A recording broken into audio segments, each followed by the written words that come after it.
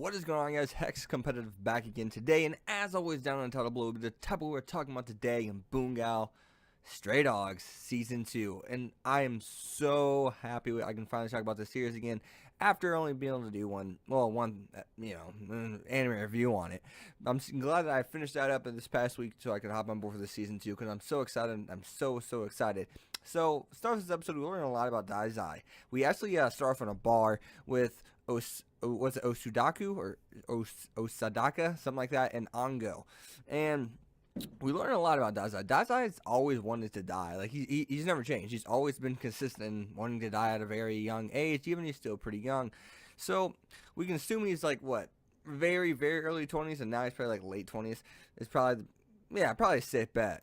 So, Odasaku really grabbed my attention, and it's about Dazai. So Dazai grabbed my attention unintentionally, and Odasaka states that it's a shame that they made an enemy of Dazai, because the list of his deeds that are written in blood and darkness would even make the poor mafia tremble. That's interesting.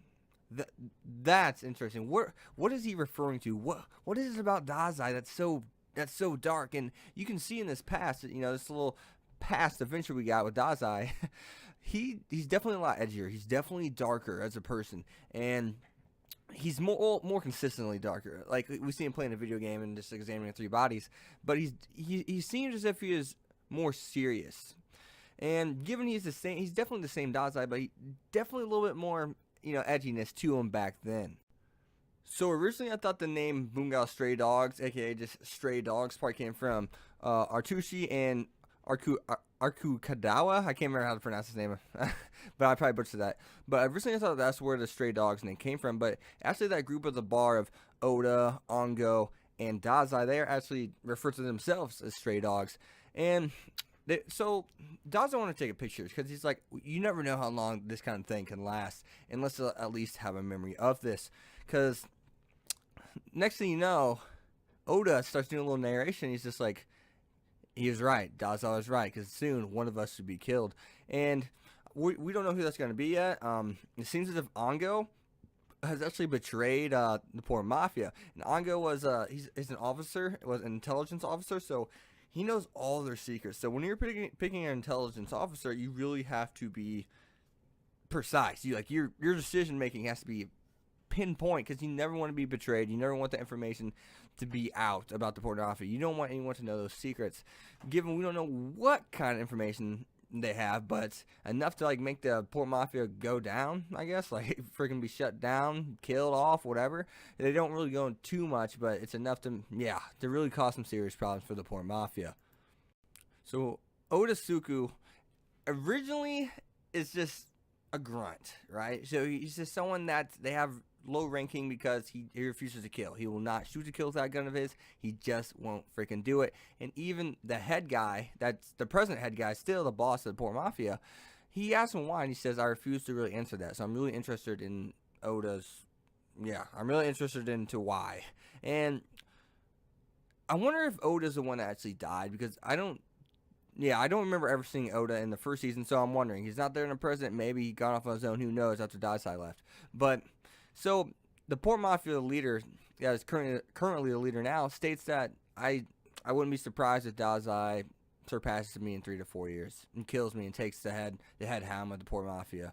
He sort of says, no, he doesn't even say surprise. He says he will, most likely. He knows that Dazai's gonna surpass him. He's gonna be stronger than him. So it makes us wonder how much of a threat is the poor mafia to the agency, even if Dazai is truly this strong back then and should have surpassed the mafia's boss in 3 to 4 years. We don't know how far back this goes, so for all we know, the 3 to 4 years could already be up. And if he's that strong, I really just want to see Dazai unleashed, because we see him being goofy now in the present. I just want to see him unleashed. We've seen him get serious a couple times, but we know he can nullify people's powers. So if he can nullify people's powers, I'm wondering if there's anything else Dazai can really do. And I know Dazai's really throwing me for a loop. We're learning all these things, but we still don't know the main reason why Dazai is who he is. So Mimic is what they found out about who is attacking them at the armory. And probably who Ongo is a part of. And they all have these certain pistols. And in the case in Ongo's room that Oda found, it actually was that pistol. So it could have been planted there. But it seems as if they're really trying to get to that pistol too. The Mimic members were. So I'm not sure. Maybe he's not with Mimic. I feel as if Ongo's not with Mimic, nor is he with the Port Mafia. I think he's with someone else, honestly, because it's just, why would they have someone sniping over it and at the same time trying to get it? Maybe they could frame him and try to make it look like they were trying to get that gun when they're just trying to kill that person the whole time. But I'm not sure why. And we don't even know who Mimic is in the present time. Did Mimic get shut down? What the hell is going on with that? But what grade do I give this first episode of Bungou Stray Dogs Season 2? Well, this is a really interesting grade because it's the first episode of a season that already has aired, right? So it's the first episode of the second season. These episodes are episodes that you grade differently, simply because they're setup episodes, and at the same time, we learned a shit ton about Dazai, right? We learned, well, I guess not a shit ton, but we learned more than what we knew. Like, just, there's just Dazai, you escape our minds of who you are and who you are as a person and what your secret is. And Oda just helps that, he just helps make those secrets come out and be more wanted. We want, like, I just want to reiterate, like, when he goes in about, it's a shame that they made an enemy out of Dazai. His list of deeds that are written in blood and darkness even are enough to make the Port Mafia tremble. Like, it's in the Port Mafia boss knowing Dazai is going to surpass him, and at the same time, Dazai. Bungou Stray Dogs, everyone. I'm giving it an A. I'm giving it an A+ because I love what it did this episode. But as always, guys, you've been Hex. Be sure to leave a like, comment, subscribe. Follow my Twitter at Hex25. I'll see you guys next time. Peace.